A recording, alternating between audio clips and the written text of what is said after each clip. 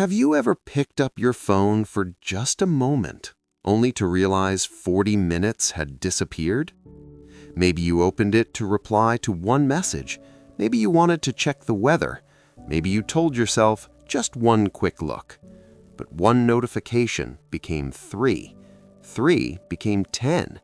And suddenly you were watching videos you never intended to see. When you finally looked up, the room was quiet again. Your task was still waiting, and somehow you felt more tired than before. You're not weak, you're not lacking willpower. You're just living inside a system designed to pull your attention away from you. This is the story of someone who learned that attention is not something you protect once. It is something you protect every single day. Stay with me until the end, because the lesson in this story might change the way you use your time forever.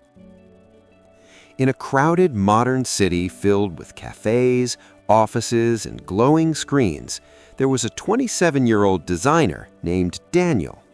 Daniel was talented. His coworkers said it often.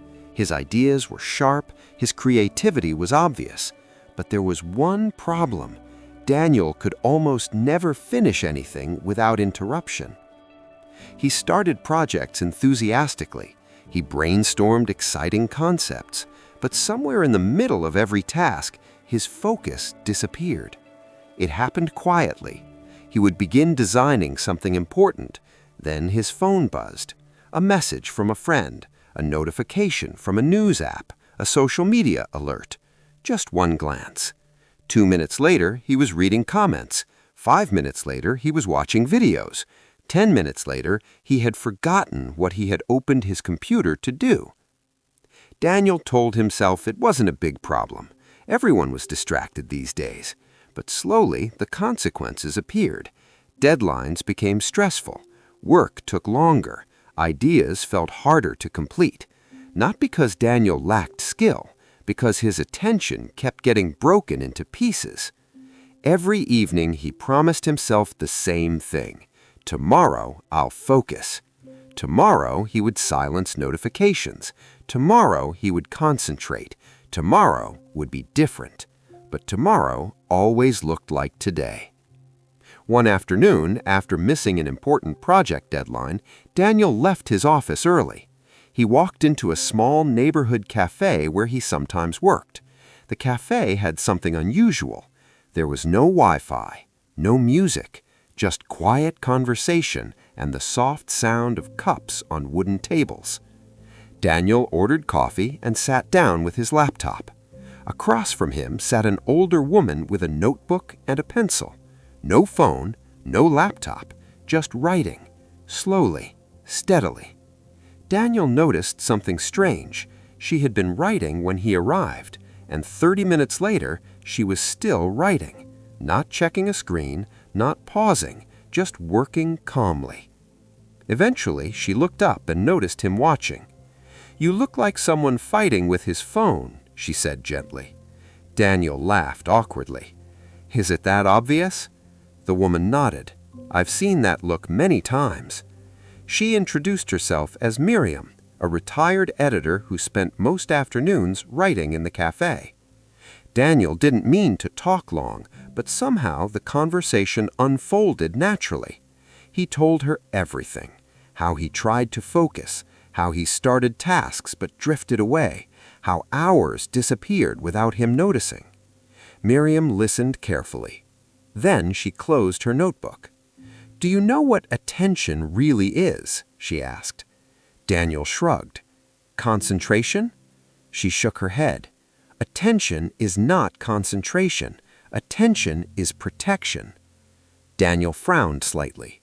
"Protection from what?" Miriam pointed to his phone. "From everything that wants to steal it." She reached into her bag and pulled out a small mechanical kitchen timer. She placed it on the table. "When I worked as an editor," she said, "I discovered something very simple." She turned the timer slowly. Tick, tick, tick. Your mind cannot protect attention all day, but it can protect it for a short window. She set the timer to 25 minutes. When this timer runs, I protect my attention like a locked door. No phone, no messages, no checking anything, just the work. Daniel looked at the timer. Is that it? That's it. And when the timer ends? I rest, she said. 5 minutes, then I start again. She smiled slightly. Most people try to focus for 8 hours. That is impossible, but anyone can focus for 25 minutes. Daniel tried it that very afternoon. He opened his unfinished project. He turned the timer. Tick, tick, tick. The first few minutes felt strange. His hand reached for his phone automatically. He stopped himself. The timer kept ticking. 10 minutes passed, then 15. Something surprising happened. His mind began to settle. Ideas started connecting again. The noise in his head became quieter. When the timer rang, Daniel looked up. He had completed more work in 25 minutes than he had in the previous 2 hours. Miriam nodded knowingly. Attention returns when you give it boundaries. That evening, Daniel went home and made one decision. Not a huge plan, just a rule. 4 focus sessions every day, 25 minutes each, phone in another room, timer running, door closed. That was all. The first week felt awkward. Sometimes he stopped early. Sometimes his mind wandered, but he kept returning to the timer. Tick, tick, tick. Session by session, thread by thread. By the second week, something unexpected happened. Daniel started finishing tasks faster. Ideas flowed again, not because he had become more intelligent, but because his attention was no longer leaking away. By week 4, his coworkers noticed. "You're working differently lately," one of them said. Daniel shrugged. "Just protecting my time." 3 months later, Daniel completed the largest project of his career, not through sudden inspiration, not through overnight effort, but through hundreds of small protected moments, 25 minutes at a time. When he visited the cafe again, Miriam was there as usual, notebook open, timer beside her. Daniel sat down and smiled. "I was right," he said. Miriam closed her notebook. "About what?" "Attention." Daniel paused.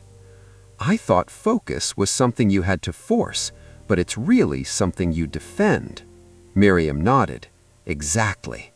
She tapped the timer. "The world will always try to take your attention. Your job is simply to decide when it cannot." Daniel's story is not about productivity tricks. It is about something more fundamental. Your attention is the most valuable resource you own. Not money, not time, attention. Because whatever receives your attention becomes your life. Most people lose it piece by piece every day. Notifications, videos, endless scrolling. But attention can be rebuilt, not with massive effort, with small, protected sessions. 25 minutes today, 25 minutes tomorrow. And slowly, your mind remembers how to focus again. Here is where you can begin. First, choose one task that matters. Second, set a timer for 25 minutes. Third, remove every distraction. Then, simply work until the timer rings. Nothing more, nothing less. After that, rest for 5 minutes, then begin again. Do this 4 times a day. Not perfectly, just consistently. Because attention is not a talent, it is a habit. And habits are built one protected moment at a time. So today, try one session, just one. Turn the timer, protect your attention, and begin. That is enough.